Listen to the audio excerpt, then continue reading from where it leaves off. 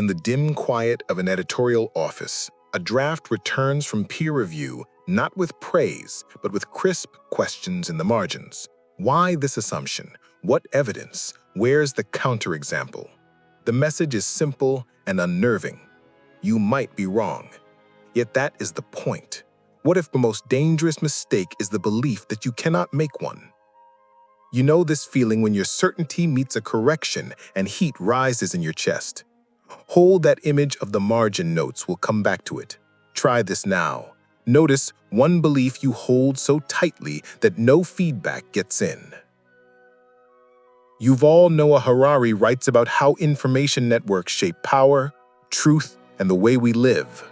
In Nexus, he threads history to the present, arguing that the systems carrying our stories and rules are the very engines of our future for good or ill. In an age leaning into AI, his message matters because our networks are changing faster than our wisdom, and the gap is where harm grows. Try this now. Ask yourself where an information network, news feed, group chat, institution quietly governs your choices today. This chapter sits in the first part of the book, after stories and documents, and turns to a harder question: how do networks handle being wrong? It contrasts institutions that resist correction with those that build correction in from the start, showing how the difference shapes history and our lives. Try this now. Write down one place in your work or relationships where you've built a reliable way to catch mistakes, and one place you haven't. Here is the chapter's core. Every network makes errors. The difference between calamity and growth is whether we sanctify certainty or institutionalize correction. Try this now. Say out loud, "I expect to be wrong sometimes," and feel how your body shifts when you mean it. First, infallibility is a fantasy that seduces communities into silencing doubt.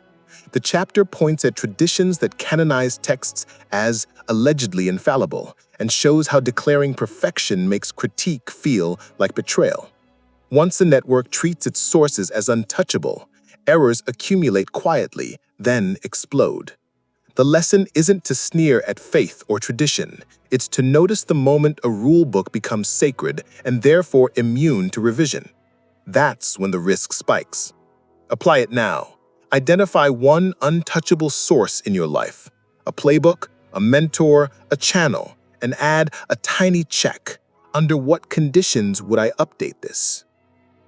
Second, weak self-correction can turn bad information into tragedy. The chapter uses the early modern European witch hunts to show how rumors, theology, and fears spiraled into deadly certainty when institutions lacked strong mechanisms to test claims and reverse errors. When everyone inside a network agrees that the story must be true, dissenters aren't just wrong, they're dangerous, so the machine accelerates. The picture is blunt. Without ways to challenge and correct, networks become engines of harm, even when participants feel righteous. Apply it now. When a claim lights you up with certainty and indignation, pause and ask who has permission to say no here and what happens to them. Third, strong self-correction looks messy but is wiser. Science doesn't work because scientists are flawless. It works because journals, replication, and skepticism make error finding a feature, not a scandal. In this ecosystem, even geniuses are expected to be wrong sometimes, and that expectation protects the whole network. The margin notes you saw at the start are not disrespect. They are love for truth expressed as structure. Strong correction can feel destabilizing from the inside. Papers challenged, reputations dented, cherished models revised. But that discomfort is the price of reliability. Apply it now. Build one peer review into your week. Send a decision, draft, or plan to someone authorized to poke holes, and thank them for the holes. Fourth, the past warns the future. The chapter links the allegedly infallible logic of sacred texts to today's seductions around technology, especially AI. The pattern is familiar. Anointed authorities promise answers that can't be questioned, whether scripture or system. When the tool becomes an oracle, beyond appeal, beyond explanation, we recreate the conditions that previously birthed error and violence. The remedy isn't to reject faith or code, but to defend processes, independent courts, peer-reviewed journals, transparent oversight that keep power and truth talking to each other. Apply it now. Whenever a dashboard, headline, or model tells you, "because I said so," ask to see how it could be audited, appealed, or revised. So let's gather what we have. Human networks don't fail because people are silly and progress is impossible.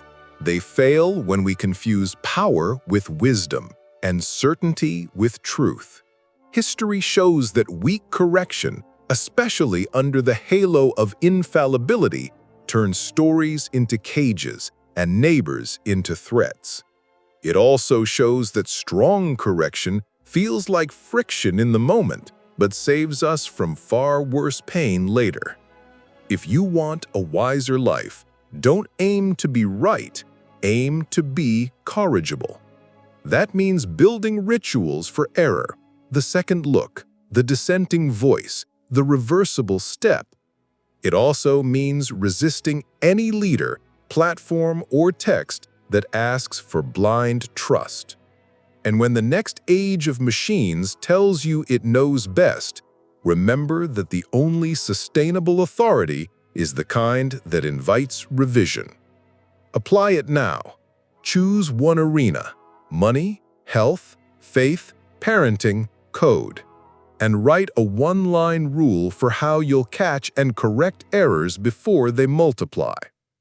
Before we close, return to those margin notes. They were never a personal attack.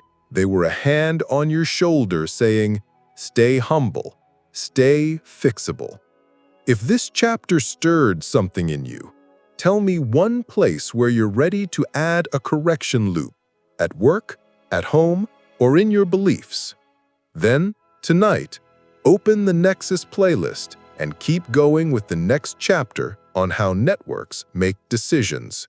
Because how we choose depends on how we handle being wrong. Comment with your one loop you'll add today and pass this to one person who always chases the truth with you.